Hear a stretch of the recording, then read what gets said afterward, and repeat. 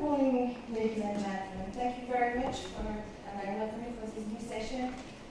This session is about the future of work, reshaping the workplace for women, men, and business, and it out in English. What is the question about reshaping the future? With rapid transformations in digital, technology, demographics, and changing attitudes to work, what is the future of work going to look like? Many organizations still cling to a rigid model of fixed working time and presence, better suited to the industrial age than the digital age. We had a very interesting discussion in the panel this morning about that. Managers often equate status with a misguided belief in their ability to control people. Long hours remain the rule in many workplaces, irrespective of whether they improve performance. This is bad for business. There is ample evidence that trusting people to manage their own work lives, whether individually or in teams, pays off. Organizations that measure and reward people by results rather than hours benefit from higher productivity, more motivated workers, better customer service, and lower costs. Do these new agile work cultures, flexible work arrangements, collaborative leadership styles, virtual teams like pizza teams, and open organizations represent a real opportunity for women? Let's hear more from our experts today. And we will start with our first keynote speaker, with Angelica Salvi, who is a senior advisor to the OECD Director for Employment, Labor and Social Affairs. I present you, Angelica. In this role, you promote the OECD work in a wide range of labor, social policy, international migration, and health issues. You previously were an economist in the social policy division of the OECD, and before joining the OECD in 2010, you were a consultant for the World Bank and a research fellow at Centro Studi Luca d'Aquileano. Angelica, you started your career at the OECD working on the Gender Initiative, and you are very passionate about this topic, we know.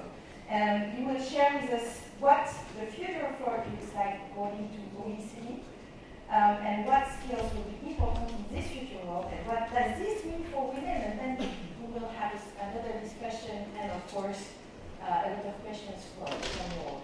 Thank you to welcome Angelica.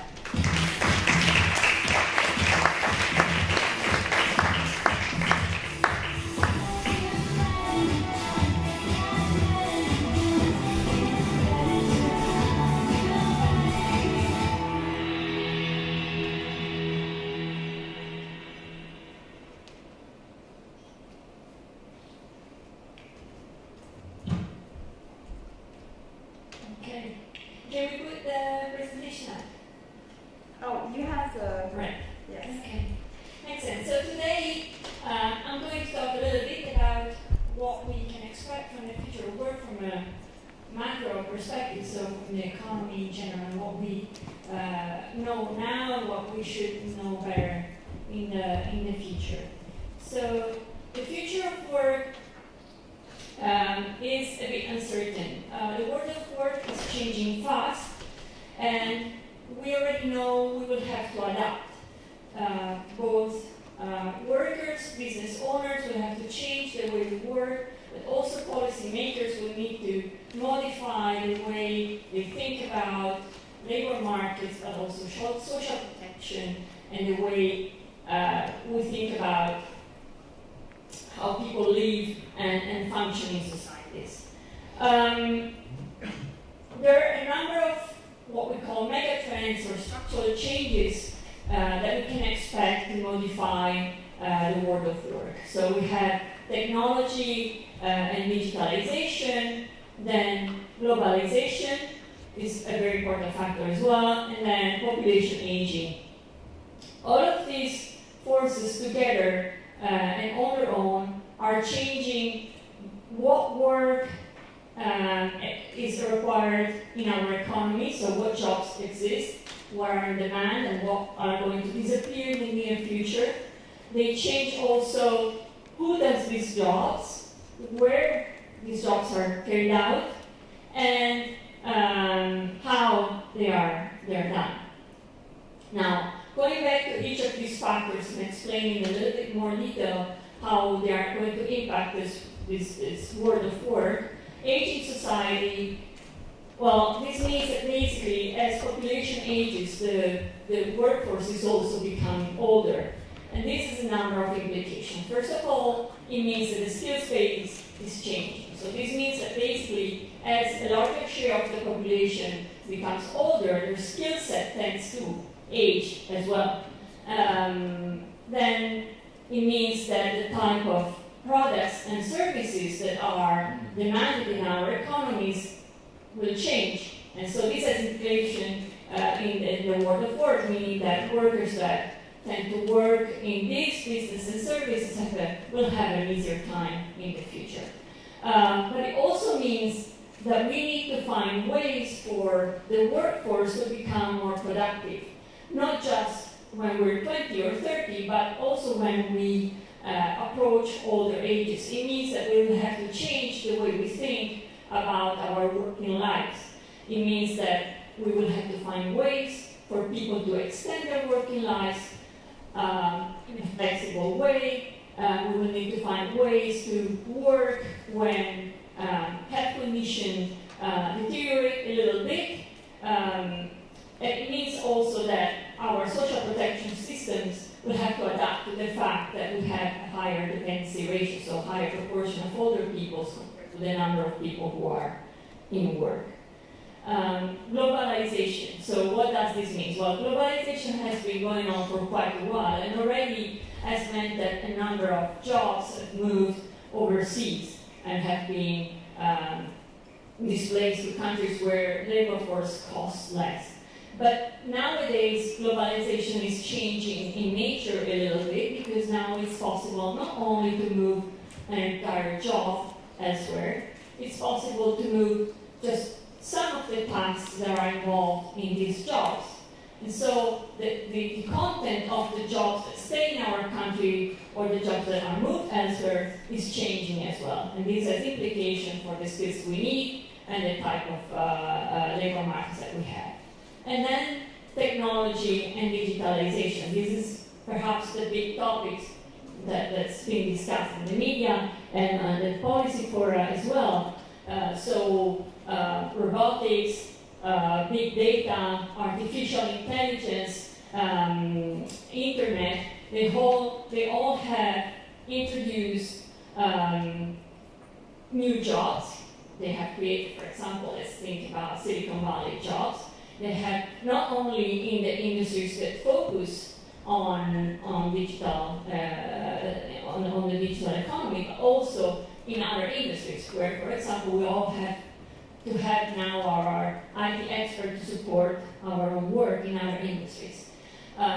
They also have changed the way we work, allowing us telework, and they have allowed the rise of the so-called platform economy that I'll discuss in more detail later. So now it's possible to, through LinkedIn, find a job elsewhere, or even just sell our services or consulting services for part of our time very easily. And so these affect not only the type of job that exists, but also what we do and how we do it. And this is very important, as we'll see, for the overall organization of work and the way we have to think about it in the future. So now let's talk about digitalization a bit more.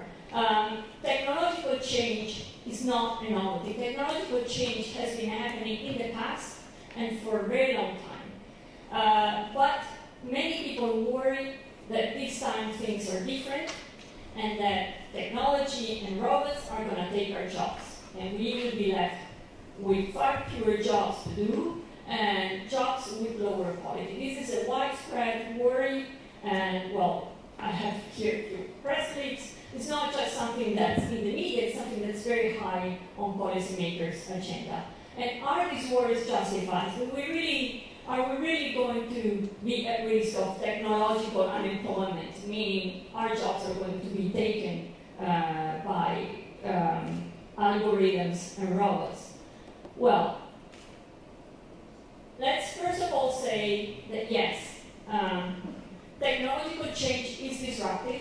It has been disruptive in the past, and in the short term, yes, jobs are going to be lost because of this. This happened with the introduction of the steam engine, the assembly line, and other big technological revolution in the past.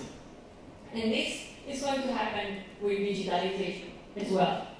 But it's also true, as it happened in the past, that at the same time, this creates technological change, creates new opportunities with new jobs that are going to appear or have already appeared.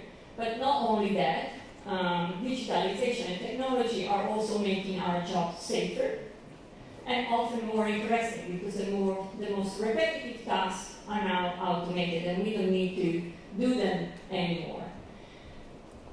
The thing is that in the recent past, technological change has meant mostly an automation of very manual and repetitive tasks. So let's think about packaging, for example, that is now done by machines. But with this digitalization, with this new technological revolution, the worry is that tasks that are cognitive and we thought only humans could do are now automatable as well. So it's now possible, for example, to have software that compile easy reports on our set. So do we need to worry about this? Well, some estimates place the number of jobs that are at risk of being automated and therefore completely automated and done by machines at 50%. We have done our own estimates, and we think this is a bit extreme. And the reason, well, let's first say how many jobs we think are going to be at risk of complete automation. We place that at around 9%, and there's a big wide difference in the estimates that are flying around, and a lot depends on the detail of the analysis. Basically, not to go into much detail into this, but whether we look at the specific things that workers do on their daily job, whether we look at job by job, or we only think about an average description of what a job is and look at that. So by looking at very detailed description of tasks that are done in existing jobs, we arrive at an estimate of about 9% of jobs that are at risk of being completely automated. But there is an additional significant share of 25 to 30% of jobs that are at risk of major retooling, meaning that a significant part of the tasks that are done in these jobs are going to be done by machines. And this means that the job will not be lost for the worker, but the worker will have to do very different things. So let's go a little bit, I want to skip this. Let's go a little bit more into detail about these estimates. So these blue bars are the percent of jobs where at least 70% of the tasks are going to be automated. So we call these jobs at risk of complete automation. And as you can see, there's a little variation across countries. It goes between 6 and 12%. But the variation is not very large, and on average is 9%. But then we have, it's not shown properly here. Well, it should show gray bars, I'm not sure why it's not there, but that go between 18 and 36% across countries, and on average 25, as I said, percent of jobs where around half the tasks are going to be done by machines in the future, and therefore workers will need to adjust to these different tasks that they will have to do. And changes in the type of jobs that we have to do have already started. And so if we've looked at the percentage of workers that reported having to have significant adjustments in their work organization over the the past 3 years, and this data referred to 2010, and you will see that between 20, you cannot really, between 20 and 40% of the workers, so this is the gray line on top, in these countries reported they had to adjust significantly in what they do. And this chart also tells you that the largest adjustments have happened for workers who have clerical jobs, not manual jobs. And this is mainly because ICT has changed significantly the way we work, how we do things. I don't think that any of us doesn't use the internet and computers every day to do what we have to do. This changes the skills we need.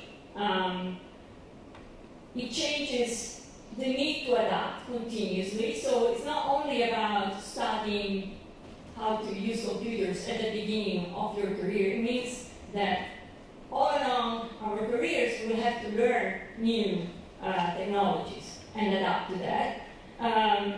So this has implication for the way we think about training, and it has to be all along our working lives, and it has to be on the job. It cannot just be do your class and night class or go a couple of days to have your certificate. It really means that things need to be learned as we do them.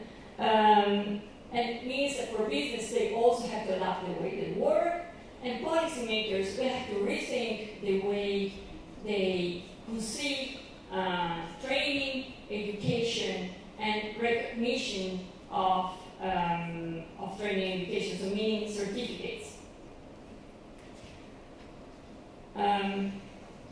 Do workers have the skills for these jobs, for these changing jobs? Well, not really, and this is worrying because if we look at data, we can see that only, that 56% of workers have very low level skills in technological environments, so ICT skills basically, know how to solve problems in a technology-rich environment. And very few workers have high level of skills. Is there a difference between men and women here? Yes, there is, but it's not very large actually. Our data show that around 29% of women attain a higher level of skills in technological rich environments compared to 33% of men. So the gap is actually very small. And it reduces when we discount factors like education level and socioeconomic background. At the same time, the skills we need are not just technological and ICT skills. We also need soft skills. We need personal skills, context-based and touch knowledge skills, things that are complementary to technology and cannot be replaced by it. And women tend to do well on these aspects.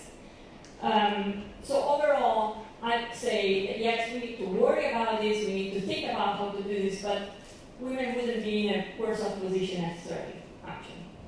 And then, as I said, it's not just about the skills that we need, it's about the organization of work. So the platform economy actually represents a lot of opportunities for workers, opportunities to be more flexible in the way they work, and often to top up their income with, with jobs, with specific jobs they can do at specific times when they need to.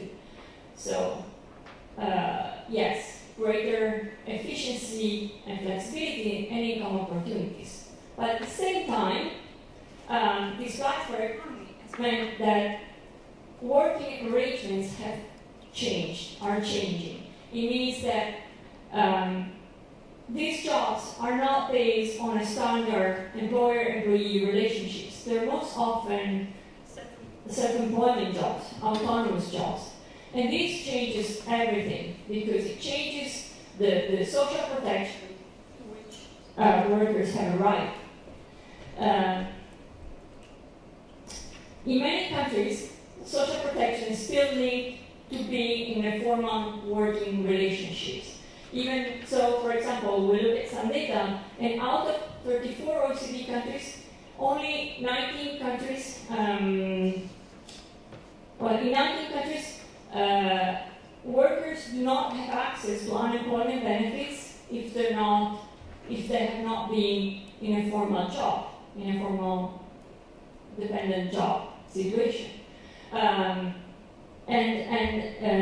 many cases, when workers have the right to these benefits, if they're autonomous workers, the benefits are less generous for autonomous workers. So this needs to be rethought, and it's something that policymakers have to do. It's not something that business can do or workers themselves can do. But we need to be aware that this is important and needs to be rethought. So this changing in working arrangements is important for both men and women. I would say this probably exposes women a little bit more. Let's even just think about paid maternity leave that's often not available to autonomous worker. When it is much less well paid. So it is a problem. It is a problem also for a lot of single parents that rely on child benefits that are linked to their work status, and we know that single parents are often women. So this is a problem that countries will have to think about and address. So are countries thinking about it? Yes, they are. At the policy forum that we had here in January, where we united labor ministers from all of the OECD countries, we discussed these issues for an entire day. And these are some of the suggestions that came through in the forum. So one is that workers will have to take more responsibilities for their careers. And this will have to change jobs more times in a lifetime compared to the past. Sometimes have more than one job at the same time. It means that we have to take responsibility for training. It means that we have to seek opportunities to learn new things all along our working lives. It means also that businesses have to provide opportunities to learn and recognize what has been learned on the job. And the same applies to policymakers. So give more guidance from the start to students about job opportunities, then opportunities for upskills, so upgrade our skills during our working lives to retrain, and not just focus on ICT skills, but also on soft skills. Trying to find a balance is not easy, it's not clear what's more important, but it's clear at least that on both accounts, education systems have still a lot of work to do to improve. Thank you very much, Angelica.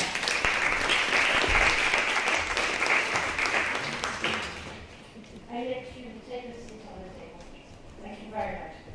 So I like this very interesting robot competencies link that you developed, and maybe the future of work is also these competencies.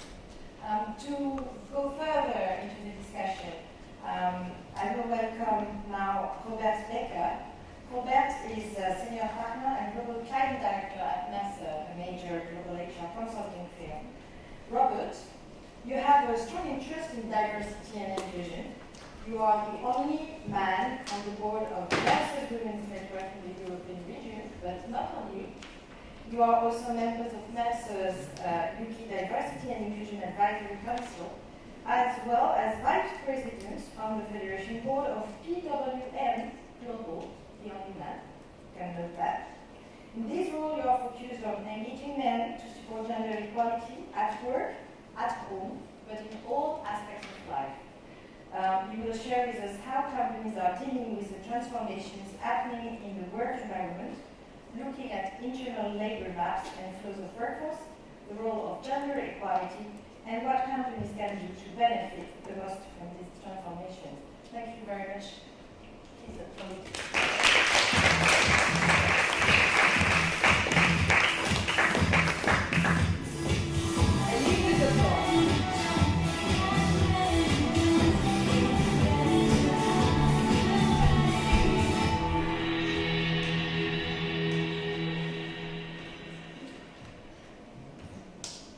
Good morning, everyone. Thanks very much for being here in this session. It's an interesting session, I think, if you're interested in work, but we'll try and also bring a bit of joy into this as well, because sometimes, obviously, this subject can seem possibly a little bit dry. So how do we bring more excitement into this? This is what we need. So first of all, I'd start by saying thank you to John lovely to speak with you. It's something to share our discussion. I'd also like to thank the OECD, obviously, for the fabulous hosting.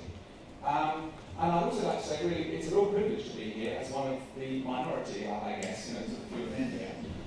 We were talking earlier about, needing the unfinished revolution will be when we've got gender balance at work. And I think the other side of that is the unfinished revolution will be, it'll be finished, we'll get 50% of men at conferences like this. So I think that's what we should be aiming for in future conferences. Right, now I've got my controversial statement out of the way. We're all interested in jobs. I think that's the main thing. Jobs basically give us a sense of purpose, a sense of our value, and our sense of our contribution in many ways. And jobs are very important to us because of identity. We identify with the jobs that we do. And also, we earn a salary from our jobs. That's very important. We earn a salary and we get benefits. And so we can spend those in the economy and support the economy. So jobs are absolutely central to everything we do. The problem is there's going to be a massive change, as Angelica's mentioned. The future of work is going to change out of all recognition for all of us. 65% of school children going to school today will be in jobs that don't even exist right now when they get into the world of work. How can we conceive a future like that? It certainly speeded up for me. When I started in work, okay, we had typewriters instead of PCs, but I mean, that was kind of like a small thing maybe. But now, we're talking about massive changes coming through into the future. And I'm interested in this for a number of reasons, really. One, I work for Mercer, it's an HR consulting firm. We are really interested in this whole concept of disruption and innovation. And our clients are very interested in this too, because they've got global businesses, global workforces. They want to know, what is this going to mean for us? Where are we going to need to deploy our workers? What kind of skills are we going to need? So it's very important for Mercer and its clients. It's also important for PWN Global, and I'm very pleased Rebecca's here from PWN Global to support me and hopefully tweet a few nice things that I say as I go through. And as you've heard, I'm on board with that with the responsibility to get men engaged in gender balance, which is a very fun task. So, but what's that all about, basically? It's about the fact that what we need is a future where women and men have equal opportunities, have equal treatment and have equal pay, but not necessarily in the same conditions. One of the things we've heard this morning is how the world of work was made by men, designed for men, principally for men. Okay? And women coming into the world of work, I'm sure you'll have your own thoughts on this, can take a look at it and think, you know what, I'm not so sure this is the kind of world I really feel completely comfortable with. So how do we change that? Because the kind of world of work we need for the future needs to appeal to women, but it also needs to appeal to the men. And a lot of men don't think like the men of the past. They think of, we heard earlier, millennial men, what do they want? They want purpose. They want work-life balance. They want to make a contribution. Those are all things the women want too. So we have to change the world of work for the women, yes, but I would argue we need to change it for the men as well. So that's the kind of future of work from my perspective. And I think just a personal story, I was in a taxi the other day with one of my colleagues. We were going to an event in the Brussels office. I was speaking at a Brussels event on Monday night with John. And I was in the car with my female colleague, Anna, and on the way to it, she said to me, so why do you go to all these conferences that are full of women?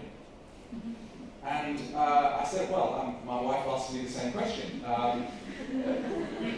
Basically, I think a lot of it is from my perspective, the empathy that I felt with the kind of double juggling, what do you call it, the double jobs that you have to do in terms of work life and the home.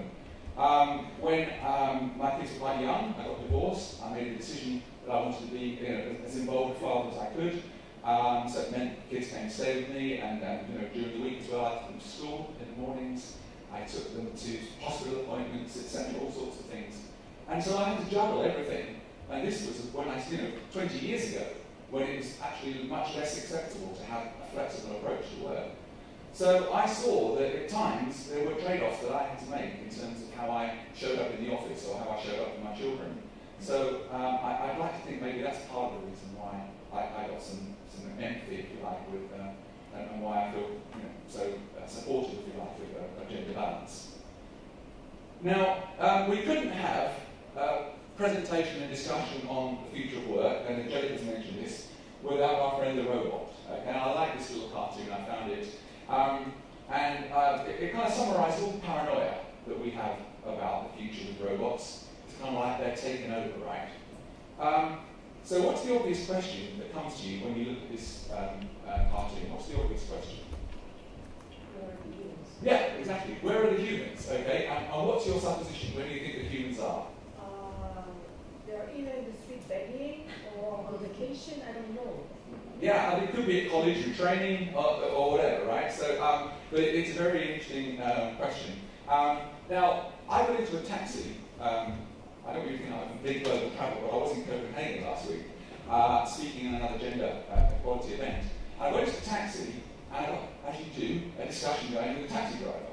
Very concerned about the rise of Uber and all that means in Copenhagen. And, I said, well, okay, tell me all about it, but I think actually, you've got a much bigger worry coming up. Because I can see that in a few years' time, I'm going to go on my flight to Copenhagen, I'm going to send a text or an email to the company, and right outside the airport will be a driverless taxi waiting for me, okay? I get into the driverless taxi, it already knows where I'm going, okay? It starts off nicely, it goes smoothly, it doesn't try to be like Alan Cross the steering wheel, how some taxi drivers are. It gets me to the right destination on time and charges me the right fare. What a revolution. So the taxi driver is worrying about the wrong thing. He shouldn't be worrying about Uber.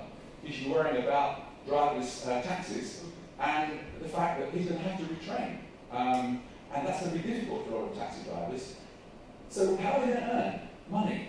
If you have no job, well, how do you earn money? Obviously there's benefits, etc., supplementary benefits, but one of the concepts that's been talked about quite a lot recently, I don't know if you've come across it, is the universal basic income, the UBI, okay?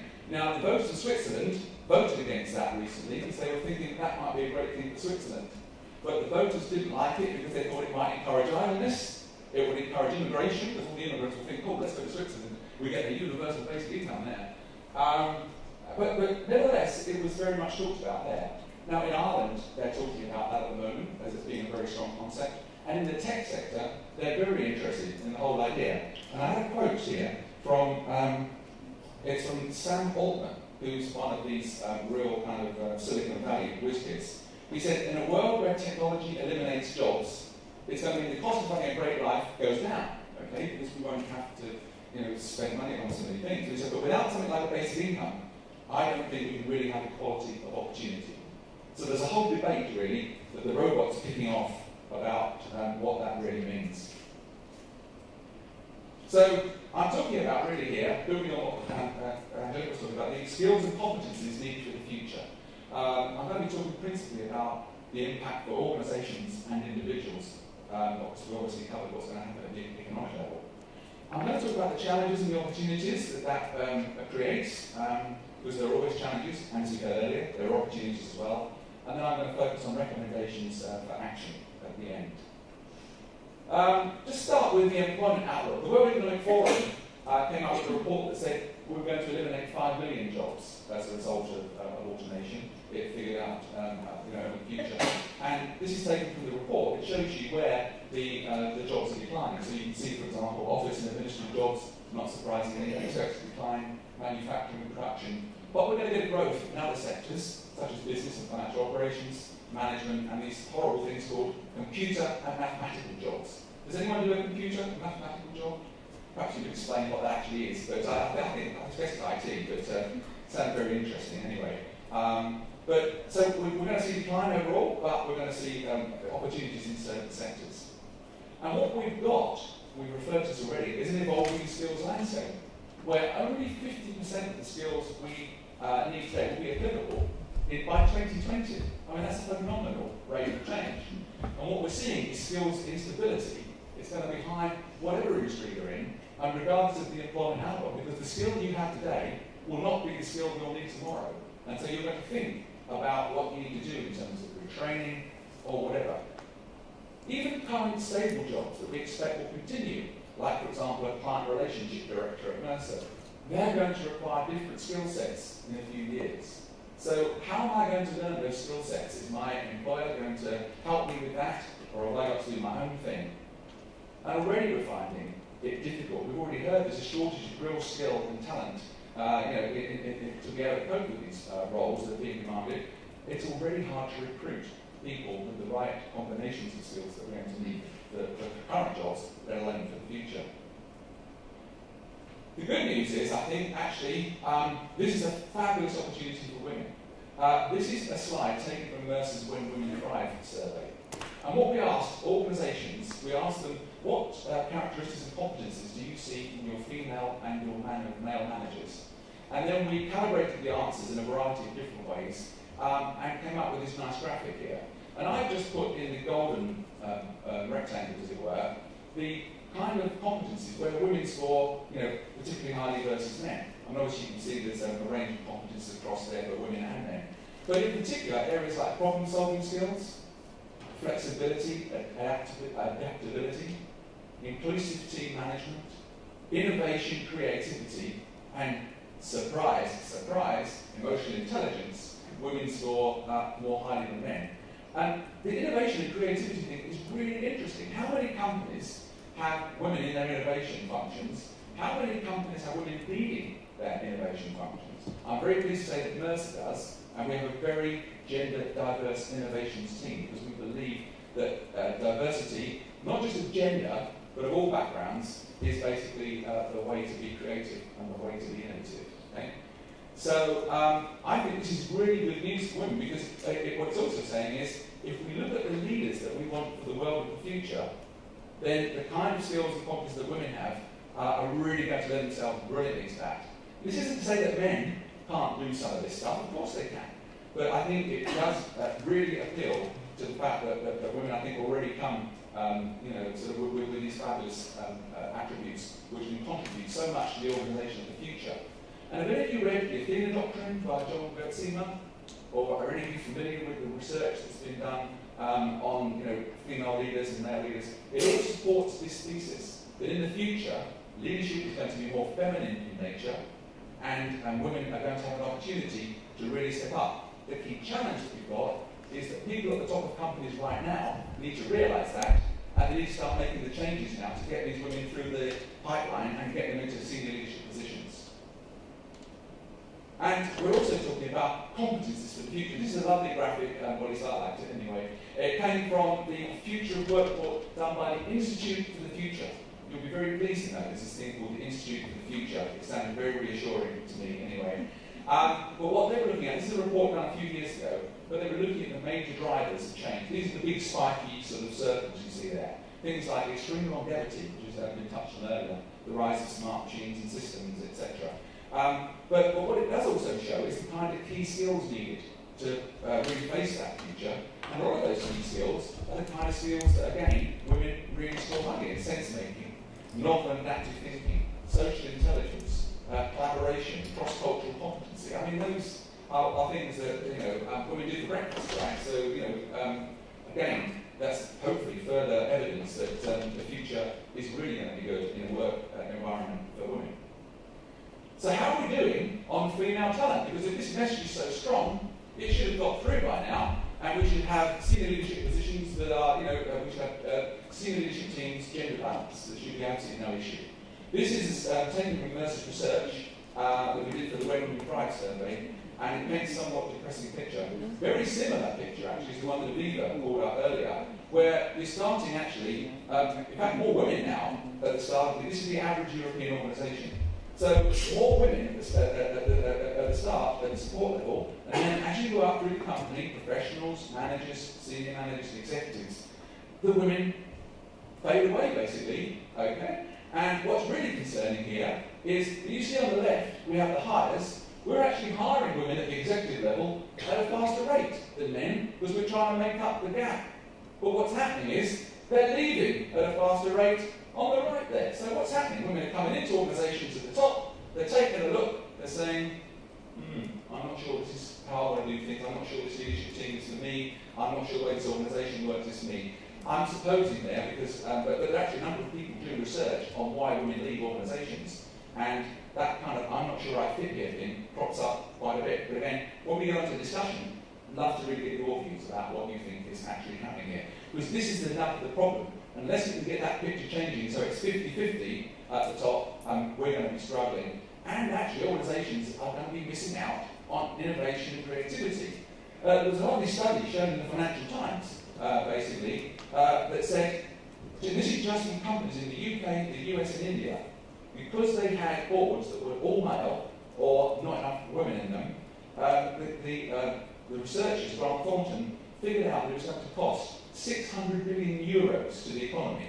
In other words, if these companies had had more women on boards, they would perform better, they would achieve greater results, and that was worth, they figured, 600 billion euros. So we're not talking about small money here. These are major amounts, and you have to ask yourself, if you're an investor in this company that's got only 21% of women on board, is this a great investment? Because looking at the future, all the trends we're seeing, that's really somewhat worrying. Now, I'm pleased to say, actually, again, maybe it's another plug for Mercer, I apologise, but we have a female regional president, we have a female UK CEO, and we are really trying now to shift this. But it's going to take time. It won't be done, obviously overnight. But Fiona, our UK CEO, is a fabulous example of how a woman at the top can really inspire other women. One of the things that came up in the earlier session this morning was, why don't women want these top jobs? These top jobs are amazing. They give you the chance to change things. You can move things like Sheryl Sandberg said, you know what? When she joined Facebook, she was able to get her rights place in the car park when she was pregnant by, she's COO. You're not going to argue with the COO, are you, about where you put the car park space? But actually, you can achieve much more stellar things than that as a female leader. So basically, you want the top job, right? It's just that it's got to be structured in an organisation with the right culture and the right structures that really support you. And the great thing about Fiona is that she does the job very differently to her predecessors. So at 6 o'clock, she's gone home. I'm often there in the office at 8 o'clock thinking, I'm still here, Fiona's gone, what am I doing wrong, But of course, I'm sure she picks up the computer once she gets home and she's dealt with all the domestic stuff or whatever, that by the way, she has a stay-at-home partner. So from her perspective, actually, a lot of that domestic stuff is already done by the time she gets home. But what a role model of someone who can inspire women to say, look, I can reach the top. I've just got to make sure I, work things through and I can see a path there. And that's what's so inspiring. And the interesting thing is, as a man working for her, it's a very different landscape as well from what I've had in terms of previous male leaders. Because she does bring those other skills and competencies into it. That's not to say she's not interested in results, of course she is. But we're doing it differently now to the way we used to do it before. And it's a way that I feel more in tune with. And I know a lot of the women feel more in tune with in our company. By the way, this is a projection about things not moving quickly enough. It's really quite depressing in Europe. Even if we do everything possible to try and adjust this with the current measures, we're only going to get to 36% by 2025 of women in executive positions. Latin America puts us to shame at 48%, but then they have less historical baggage, maybe. Certainly, also there's opportunities there for women to participate in the workforce with more support, domestically as well. Anyway, but it's a fascinating picture. We've got to do more, though. We've got to step up the pace. This isn't good enough. So, as an organisation, as a company, how do you prepare for this disruption that's coming through? We talked about, for example, what the trends in industries. If you're in an industry, you need to know what's happening to the jobs in that industry. What kind of jobs are you going to need for the future? So you need that industry expertise. You need to look at how you're training your people. Are you training them for the jobs of the future? Or are you still training them for the jobs that they're going to be going in the past? Ernst & Young announced recently that they're going to cut their graduate intake next year by 50% because of automation. So if you were thinking about being an accountant, you might want to have another thing. Because basically, accountants, again, might be suffering with all this stuff in the future. So what kind of skills are your organisation is going to need in the future? You really need to be training your staff for that now. And of course, recruiting. You need to be recruiting people with the new skill sets. The problem is, there aren't enough of them, and they're expensive. So you've got to, if you get in early though, and you appeal to these employees in other ways, then actually you might get ahead of the game. We'll come on to that in a minute. But it's a bit tied up with millennials. I think organisations really struggle to understand millennials. I overheard a lovely conversation recently at an event I was at and two older people standing there saying, you know what, these millennials, they don't want to work hard. You know, they don't want to go through everything that we went through. They want to come into the company, they want to feel they've got a career mapped out for them already, and they want, you know, all that stuff, you know. So I just walked away, actually. I didn't want to get involved in the conversation, but it's an indication of how people feel about millennials. And yet, actually, I think we all know, because many of us either are millennials. I think there are 1 or 2 in the room. Yeah? Oh, there we are, thank you. We'll hear from you, hopefully, in a minute. And or we have sons or daughters that are millennials, right? And I have, you know, so get their perspective, very, very different. They do not want the kind of world of work that Dad had, unfortunately. You know, we need to offer them very different things. And of course, I've mentioned women. You know, if employers haven't got that message now, they must be asleep at the wheel. That women can contribute so much to your organisation, so you need to get out there basically and do more to encourage them to join your organisation and to stay. Now, I put this slide together. So actually, when it came to aging employees, I was struggling to find a graphic that wasn't an old person leaning on a stick. So I thought, you know what? I'm a star, you know, so I'm going to put a star there. So aging employees, we're all stars, okay? Because we're learning new skills. We have to learn new skills because otherwise we are going to be, you know, given our P45, as we call it in the UK. But the problem is, employers need us to hang around. The ones of us that are good, that know what we're doing and are making a contribution, they need us to hang around and they need us to make a contribution to the millennials and others coming through. So there's a real challenge there because actually, if you look at it, I've got a nice big fat pension that I can go off and take tomorrow. So what is it that keeps me in the world of work? Well, the thing that keeps me in the world of work as an aging employee is I've got interesting stuff to do and I feel I'm making a difference. So that's great. So if we have that for all of our aging employees, then I think we're going to be fine. And then finally, flexibility and work and mobility. So where are your employees going to work in the future? Are they going to work from home? Are they going to work in the office? You know, how are they going to work? And are they going to be mobile? Are they going to, you know, travel? We've just started a rotational program at Mercer, which, you know, you might argue, well, others have had rotational programs for a long time. For us, that was a huge deal to bring in a rotational program where our talent will move from business to business, potentially from geography to geography. You get a much better sense of how the business is built and our customer base in various parts of the world. And that's going to make those employees so much more, you know, rounded and so much more valuable to us and, of course, to other employees as well. So we've got to work even harder to keep them. So that's about how companies can prepare for disruption. So these recommendations that I would make to any company sitting in front of this right now is, number one, you need to reinvent the HR function. We've talked about that in the past. Well, how many times have we said HR needs to be more strategic? It needs to be at the table with the business making these kind of decisions. HR now needs to be leading this call and basically saying, listen, we've got to reinvent ourselves. We've got to not just reinvent the HR function, we've got to reinvent the company so that we disrupt and innovate ourselves before somebody else does. And the HR function is going to be much more now about data, workforce scientists. You know, so what employees do we need for the future? Where are we going to need them? What kind of skills are they going to need? There's going to be a relentless focus on data analytics, basically, as a result of that. So the kind of internal labour map I showed you earlier, that triangle with all the workforce on it, you can plot that for any organisation, and it will show you, so where are the gaps in our workforce in terms of the gender balance, where do we need to take action? And of course, companies have got to start taking this whole diversity and inclusion thing seriously, because it's all about talent. It's not just a thing you do over here on the side in HR. Diversity and inclusion is absolutely central to business. And companies need to do, it's one of the things that we've done, Mercer, we've combined talent and diversity and inclusion. It's all under one leader now, who reports directly to the CEO. You know, by the way, that talent leader, when she came in, Jill Zimmerman, lovely lady, the first thing she said was, you know what, if we want to take this seriously at Mercer, the Global Executive Committee has to be the Diversity and Inclusion Committee. So no quibbles about that. So our global CEO, Julio Portalatin, is the chair of the Global Diversity and Inclusion Committee, and all of the senior leadership team have roles in D&I, which I personally think is really going to help us move that forward.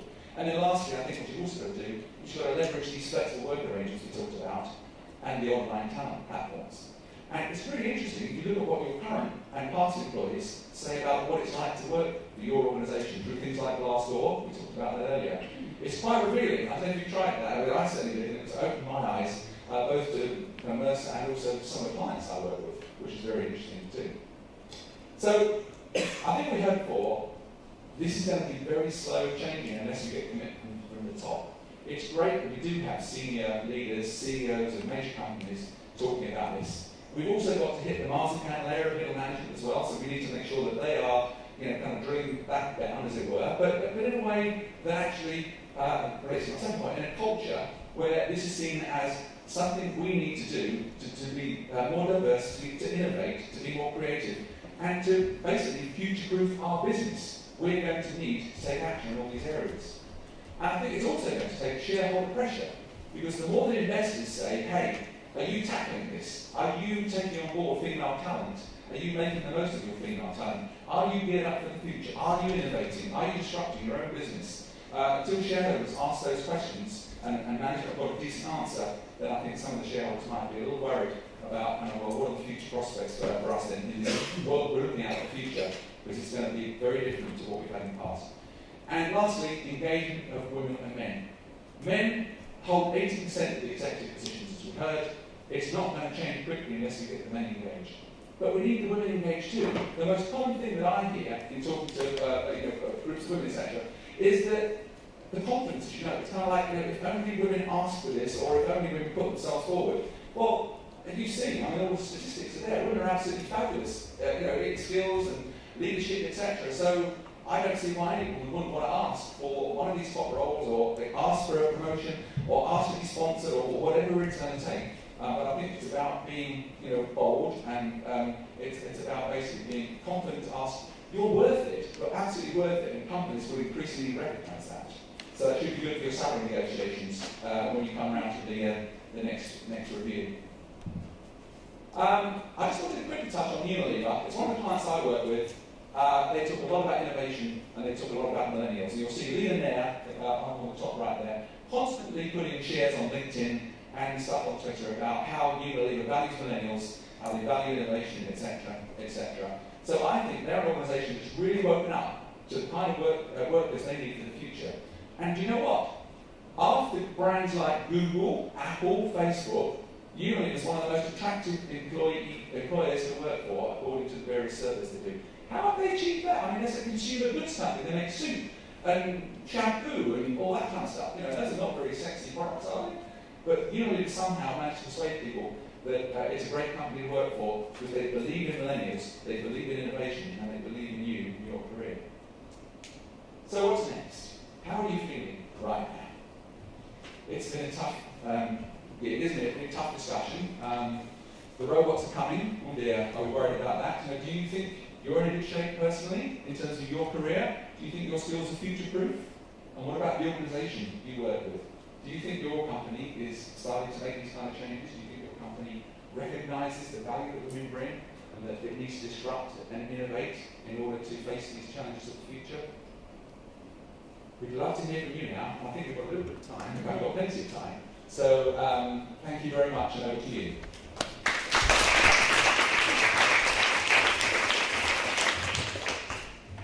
So Robert, please take place just between two women. It's a nice place to be. And we're going to ask questions to please have yes, I'm going to be there. So thank you very much. I'm sure you have a lot of questions about these two inspiring keynotes, because we shared a lot of things about future of work and the perspective of what the future is going to be.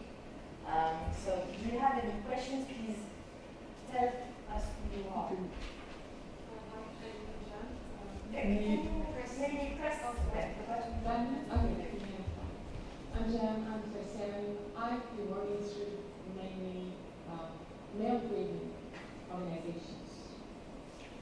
And when we talk about being confident and moving forward to ask for acquisitions, I am better, I'm confident. I've been asking for acquisitions for quite a long time. But it was immense work.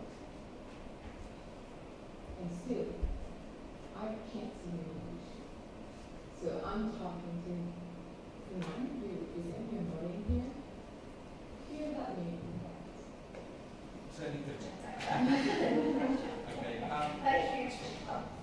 number one, I might say, is look outside your company. You know, if it doesn't have what you need, I'd go elsewhere. But I think also look for a mentor outside of the organisation, because I mean they can certainly help. I'm actually working with a couple of women in London who are not working for Mercer. One works in a university and the other works in a charity, and they're actually finding it quite valuable to have somebody that's not in their business actually questioning them about kind of like, so what would you like to do? What was the question this morning?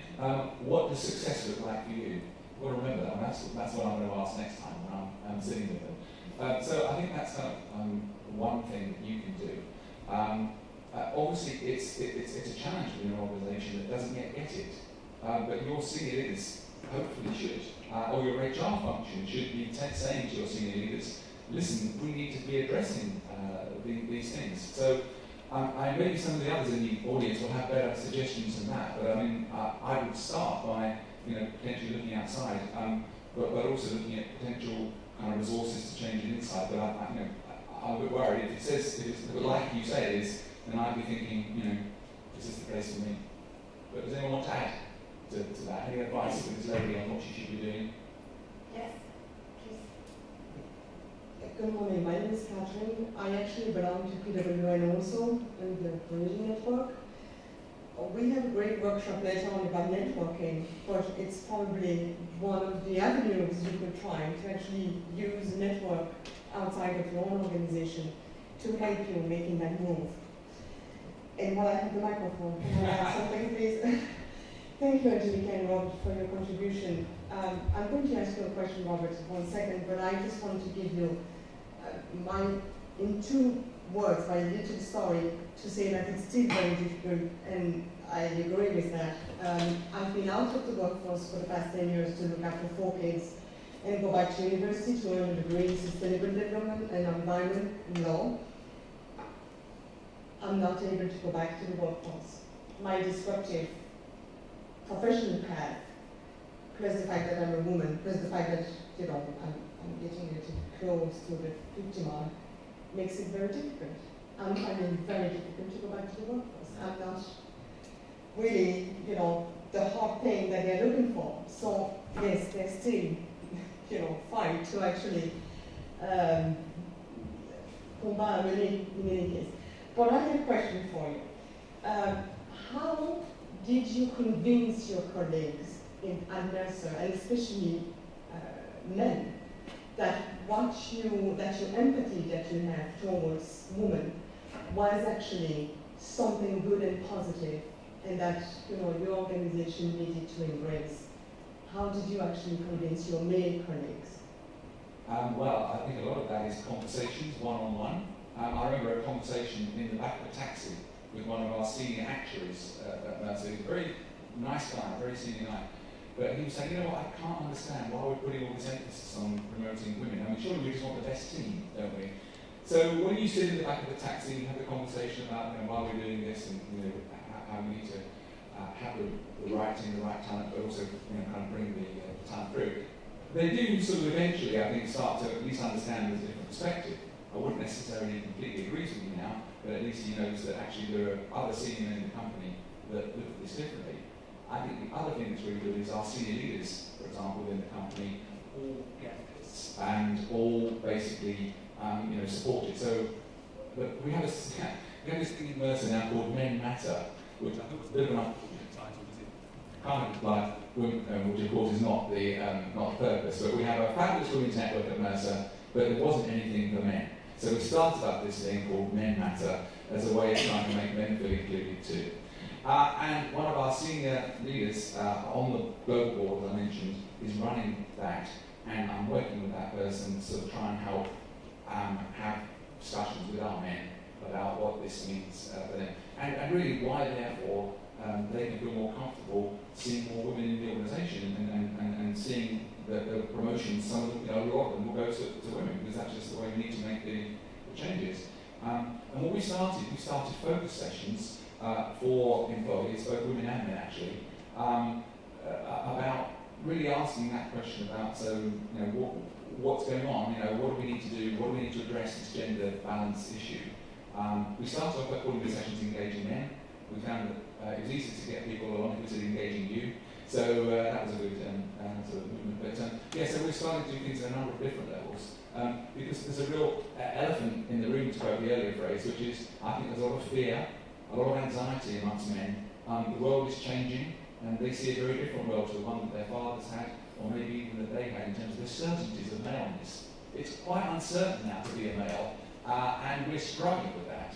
And I don't know if you live in the UK, there's a fabulous television programme by a guy called Grayson Perry, who is an artist who dresses in, chooses to dress, his wife and daughter, but he likes to dress in women's dresses and stuff. Fabulous. He's having a whole debate in our society about what does it mean to be a man, and what is masculinity. And the more that we probe those kind of things and make men feel more comfortable, that actually they don't have to have this old armour on, that they need a different kind of emotional intelligence and sensibility. And I think that we'll get there. And sort of the other thing, just to finish the answer to you also, I think the other thing we're seeing women in your position, they go and do their own thing, they set up on their own, and they're fabulously successful. I've met so many women that got into your situation in a company and said, you know what, I'm going to take my talents and set up my own business, and they've been fabulous. So, sorry. Would you like to add some? Yes. Yeah, my name is Audrey, and I work in the digital, I would say, telecom environmental industry. My question is regarding, you mentioned the shareholder community. Do you have example? Because the way I see it is like they are more like short-term vision most of the time, not all of them. So how, if you have example to show which company was able to steer a little bit of the industry? Sure, okay. Well, I was in Copenhagen last week in Denmark, and it just so happens there's a marvellous company there called Voluntas, okay? And if you look up Voluntas, they will only invest in companies that have gender-balanced boards because they believe in the business argument. Now, they're very direct and very pure about that, but I can see also in other investors that they're starting to realise there's more to this than meets the eye. They really start looking into it. But I would say, have a look at Voluntas, have a look at their website. It's a fabulous example, but there are other companies out there too. If you don't mind, I have just a question for Angelica. Angelica, I was quite curious about the figures you shared with us earlier, especially on the percentage and the level of employment rate that you find to be disruptive in the new economy. Do you think that with the quick revolution of the digital, when you project the figures to 2025, which is 10 years in a prospective vision, do you think it's an opportunity or a risk to have this kind of projection of figures in a so long time when you talk about the digital economy? Well, yes, these are projections, and you need to make assumptions. So yes, maybe going very long term is difficult, but it is true that you need to look into at least a period of time where, let's say, people who are now in their early education stages are going out of the education system. So that's at least 10 to 15 years. If you limit yourself, well, you could limit yourself to people who leave maybe high schools and then need to make their choices into university, but that would be 5 years, yes. So it is really important to realize that you were saying, for example, that there's a number of jobs where it's really hard to hire. I don't think that information is fully captured by universities, and especially by students that need to make choices about what they're going to study. So this is a major area where we need to do much better in linking the information from the business world about the skills needs they have right now and in the next 4 to 5 years, and what that means for opportunities for students and what are the choices that they need to make. Because it's true, you need to fulfill your aspirations and you need to choose something that you feel you're good at, but it's also important to choose subjects that are expendable in the labor market. We cannot think that everybody who wants to be an artist will have an awesome career doing that. It's really tough. So students need to be quite pragmatic about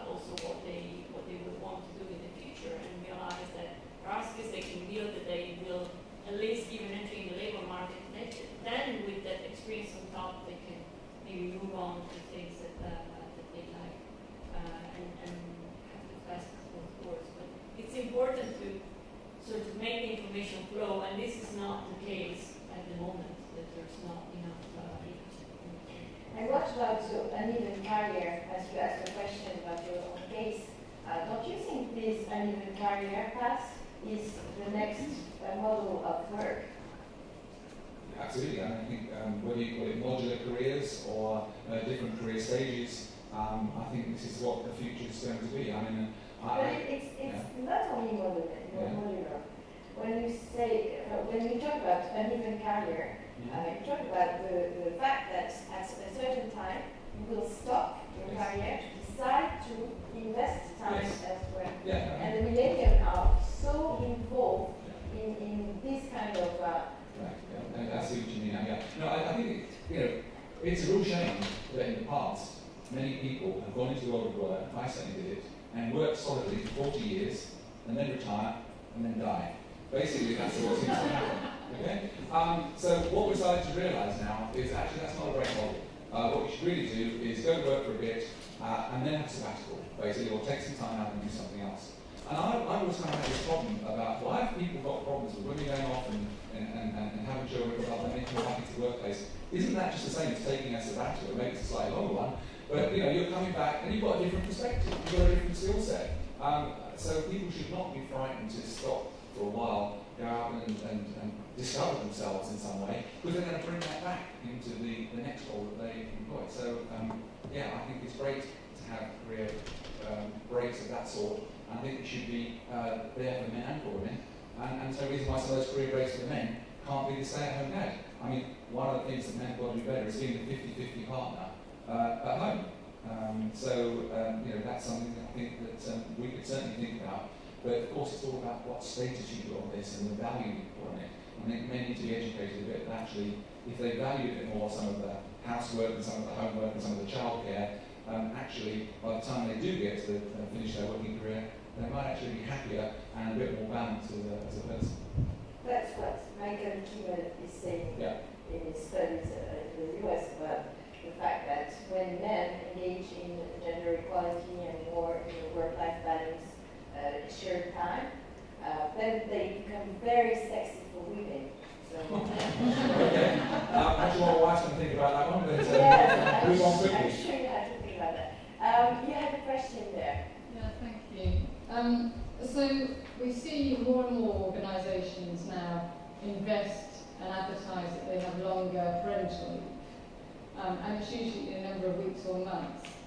What I'm curious about is, with the clients that Mercer works for, what are the innovative organisations doing to support those parental policies? Because actually, you can be off as a mother or father for 3 months or 6 months. That's not the problem.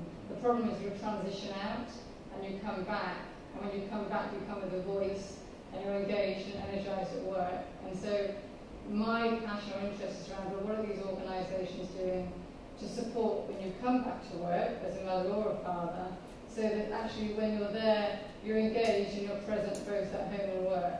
And it's not just a case of how many weeks you're involved. No, absolutely. I think it's about understanding that is what's going to happen and planning for it, firstly.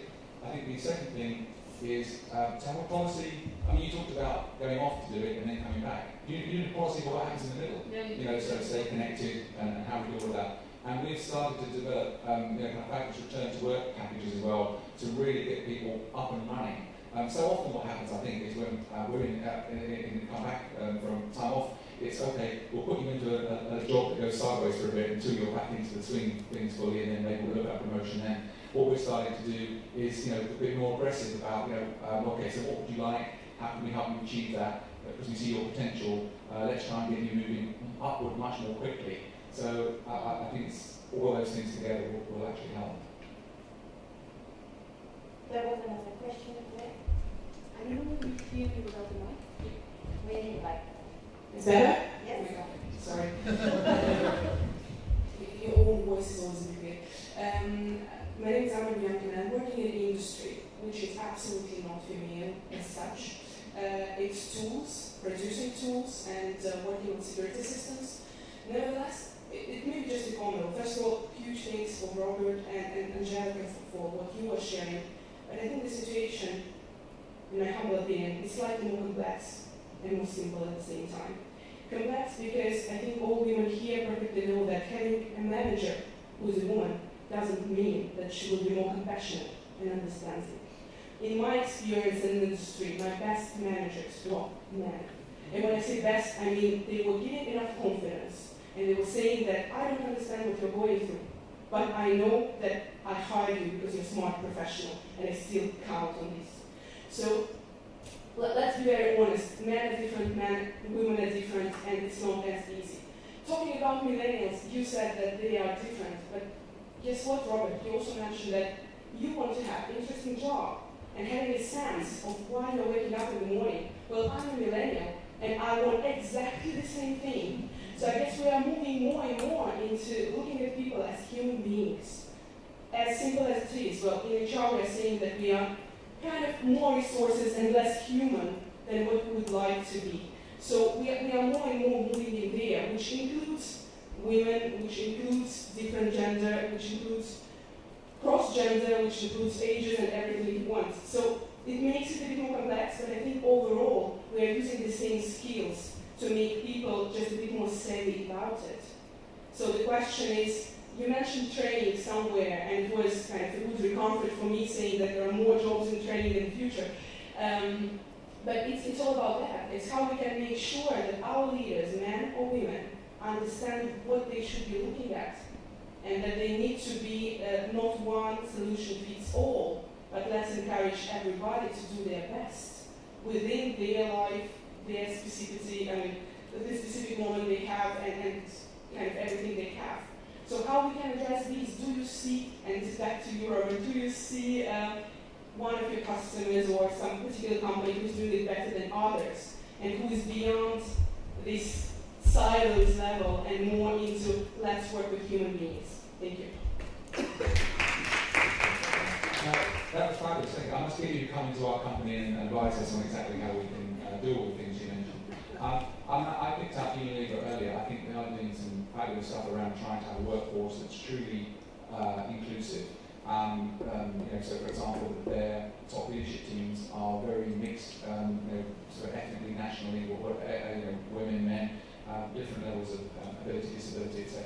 So, so I think that's an organisation that's doing well. I'm delighted that millennials are kind of coming into the world of work, asking all these difficult questions of organisations that up till now have been fairly stodgy and have always done things the same way. Because actually, millennials have made it much easier now for old guys like me, who've always wanted something a bit more from the workplace, but found it a bit difficult to find. Now the millennials are coming and making a shift, which is going to be good for people like me that actually want to have more purpose. I think we are starting to see a sea change now.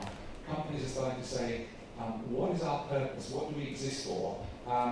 And Mercer did that exercise recently, for example. And it really is quite an interesting question to think, okay, well, we used to be all about shareholders, did we? But now are we all about contribution we make to the world? And we, for example, come up with the fact that we affect the lives of 110 million people at Mercer through the clients that we advise. So that then gives us a much more of a direct connection with individuals, a much more direct connection with their lives. And I think it's that direct connection which is so important. So we're not just doing business for business' sake. We're doing business because it's going to make the world a better place. We're going to affect people's lives in a very positive way. We're just doing it through our HR services. Other companies will do it with the other services that they offer. So hopefully that goes some way to answering your question. Usually it does. Thank you. Thank you very much. I think it's time that we have a break for lunch. Thank you very much, everybody, for asking all these questions, and thank you to our two panelists for all these